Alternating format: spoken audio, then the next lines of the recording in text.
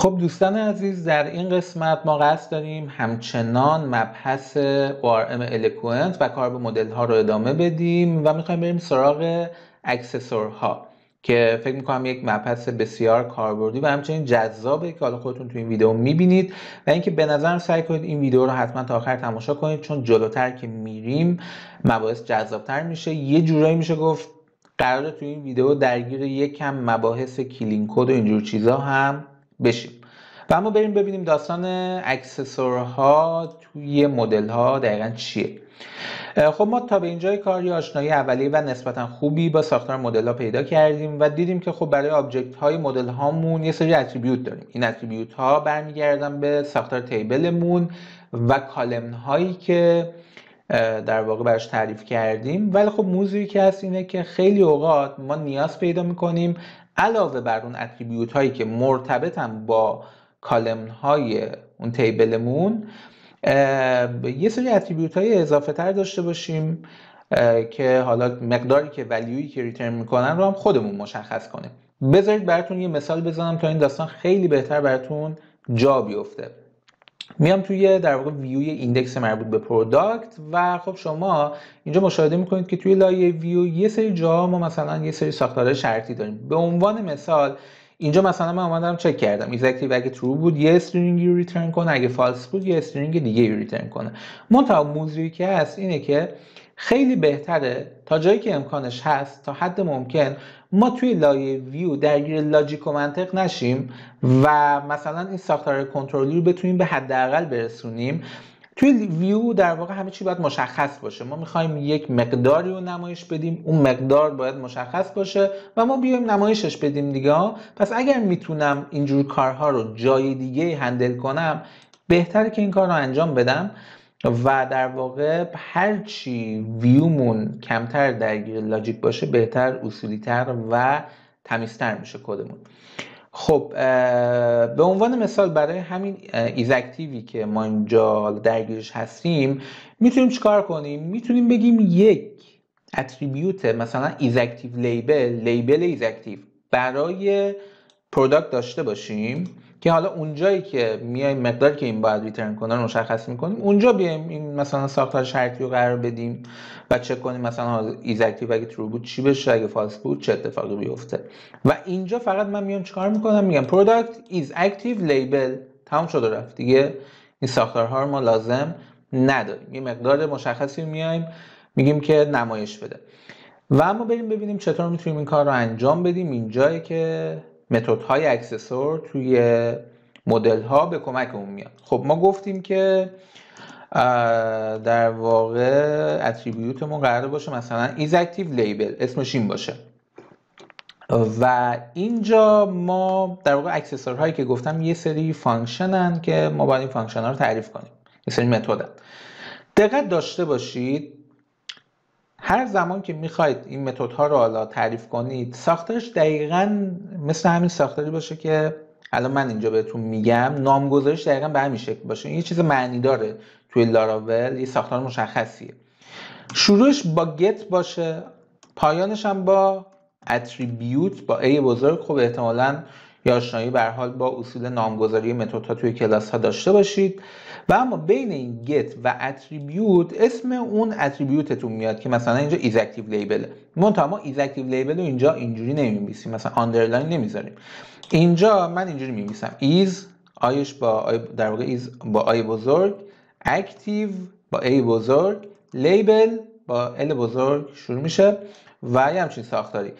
شما زمانی که میایید این فانکشن رو به این شکل تعریف میکنید این خودش اینجوری در نظر میگیره که این مربوط به در واقع اتریبیوت ایز اکتیو لیبل به این شکلی که ما اینجا تعریف کردیم و حالا اینجا باید بیایم یه ولیو رو ریترن کنیم. خب توی این فانکشن من دیگه میتونم این ساختار شرطی رو داشته باشم. مثلا چیزی که اینجا نوشتم من اینجا کپی میکنم و میام اینجا پیستش میکنم و فقط بعد ریترن هم کنم دیگه. میگم ریترن کنید، چیزی باید ریترن کنید. به جای این پروداکت میمیسم دیس همیشه اشاره میکنه به آبجکت جاری، یعنی اون آبجکتی که از این پروداکت استفاده در واقع ساخته شده و ما داریم ازش استفاده میکنیم و حالا مثلا ایز اکتیو رو به فرض مثال داریم از روش صدا میزنیم یا ایز اکتیو لیبل رو. میگیم this is active، اگر true بود حالا بیا اینو ریترن کن، اگر false بود اینو ریترن کن. خب و در نهایت هم میام توی ایندکس و اینجا می‌نویسم is active label به همین سادگی. رفرش میکنیم، شما مشاهده میکنید که اوکیه. من اینجا میام مثلا این رو تغییر میدم، میگم به فرض مثال باشه yes، رفرش میکنم و حالا با توجه به اینکه لنگویج وریبل yes رو هم نداریم اینجوری نوشته دیگه، پس داره درست کار میکنه و میبینید که خب خیلی ساده تر میشه به هر حال اینجوری لایه ویومون دیگه و دیگه خیلی درگیر حالا ساختار شرطی و چه میدونم لاجیک و اینجور چیزا نمیشیم توی ویو.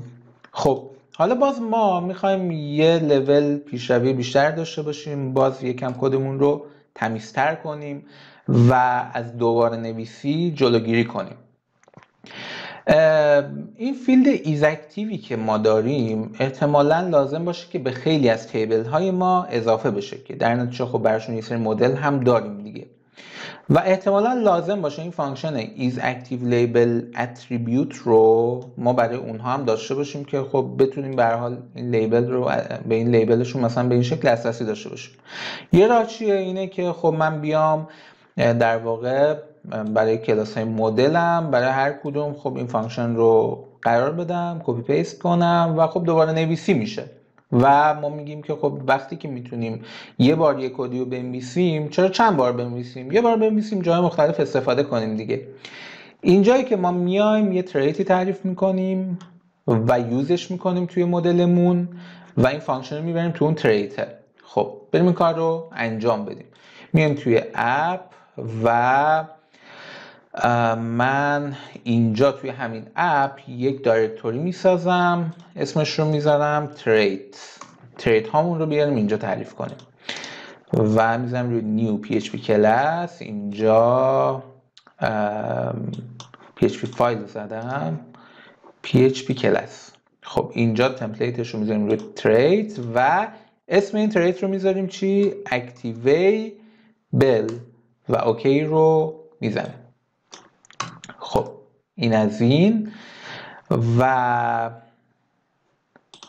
حالا میایم این فانکشن رو از اینجا کپی میکنیم و بعد اینجا پیستش میکنیم و خب دیگه از این بعد میگم هر تیبلی که ایز اکتیو داره توی مدل مربوط به اون تیبل میام یوز میکنم این اکتیویبل رو، میام اینجا در سطح در واقع این کلاس میگم یوز اکتیویبل و دقت داشته باشید توی این تریت ما زمانی که از دیس داریم استفاده میکنیم این دیس دوستان به چی ارجاع داده میشه؟ به اون کلاسی که داره یوز میکنه این اکتیویبل رو. یعنی الان پروداکت یوز کرده این اکتیویبل رو و بعد یه آبجکتی ساخته میشه از پروداکت و بعد اینجا خب دیس ارجاع داده میشه به در اون آبجکتی که از پروداکت ساخته شده. ممکنه مثلا هر کلاس دیگه هر مدل دیگه باشه، شاید لازم باشه توی 20 تا مدلم من این تریت رو یوز کنم. خب بریم ببینیم آیا درست کار میکنه یا نه.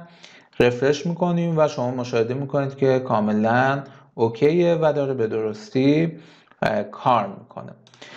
خب دوستان پس اینم از مبحث بسیار پرکاربرد در واقع حالا فانکشن های اکسسور توی مدل ها که در این قسمت مورد بررسی قرار دادیم. قسمت بعدی هم باز من یه مثال دیگه دقیقاً از همین مبحث میزنم، یه مثال باز جذابتر خیلی بهتر براتون جا بیفته. پس تا قسمت بعدی با ما همراه باشید.